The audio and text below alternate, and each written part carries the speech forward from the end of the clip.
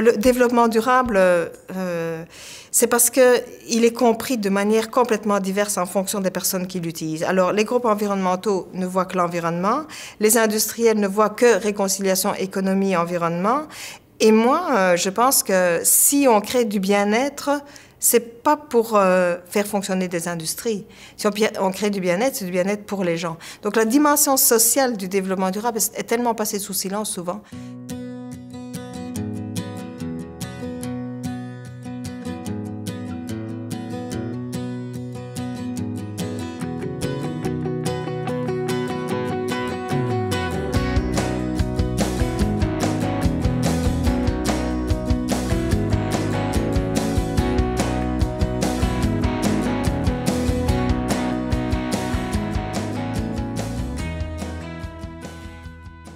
J'ai essayé d'un point de vue éthique de savoir c'est quoi le monde que je voudrais pour le fils de mon fils.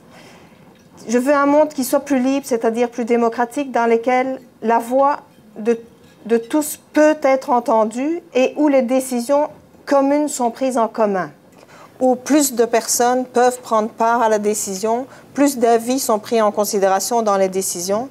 Ça veut dire où chacun a le droit d'exprimer c'est quoi sa position et où cette expression est entendue et est prise en considération dans une décision. Plus démocratique, ça ne veut pas dire celui qui crie le plus fort a raison ou celui qui a le plus d'argent a raison. Ça, c'est pas démocratique, ça, c'est la loi du plus fort, c'est tout.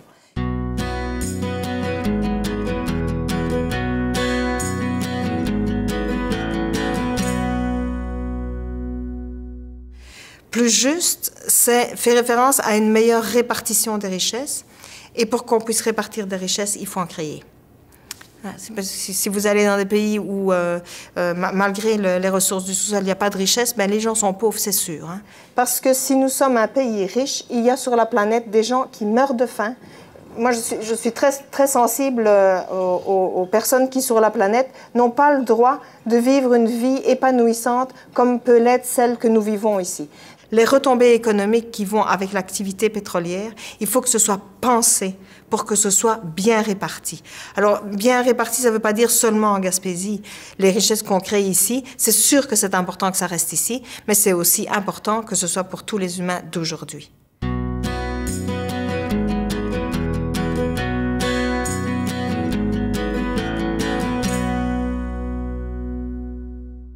Un monde plus vert, c'est un monde dans lequel la nature n'est pas un objet à notre disposition avec quoi on fait à peu près n'importe quoi du moment que ça nous serve. C'est une espèce, un genre de partenaires avec lesquels on construit l'avenir, autant pour l'humain que pour la vie ou la nature.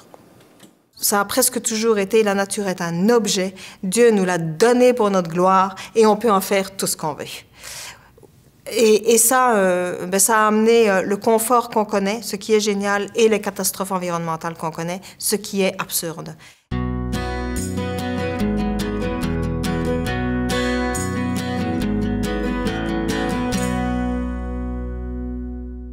Les générations antérieures nous ont légué plein de confort et plein de problématiques environnementales. Et que les humains d'aujourd'hui ont la responsabilité, c'est comme ça que je le vois, de léguer aux générations futures un monde dans lequel les problématiques environnementales qu'on a reçues de nos ascendants ne leur parviennent pas.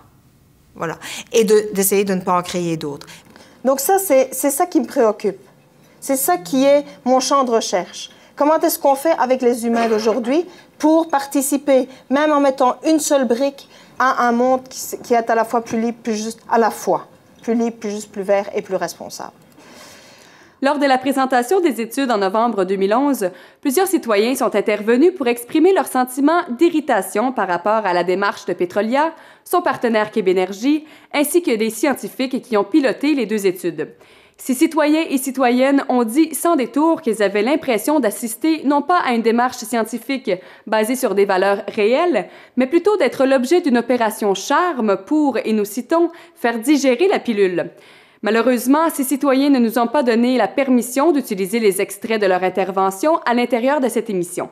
Écoutons ce que Mme Nicole Youbens de l'UQAC et M. Ali Chiasson de Québénergie avaient à répondre à ces interventions.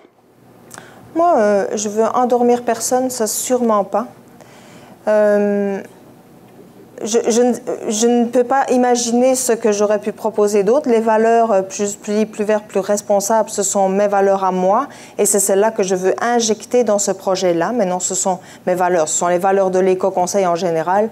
Mais je peux me tromper, fait que si vous avez des meilleures idées, moi, c'est pour ça que je vous demandais qu'est-ce que vous auriez préféré d'autre, comment est-ce qu'on aurait pu faire autrement. Et loin de moi l'idée de vous prendre pour, comment est-ce que vous dites, sans dessin, loin de moi l'idée de penser à une chose pareille où je ne me reconnais en aucun cas là-dedans, je ne veux pas faire ça.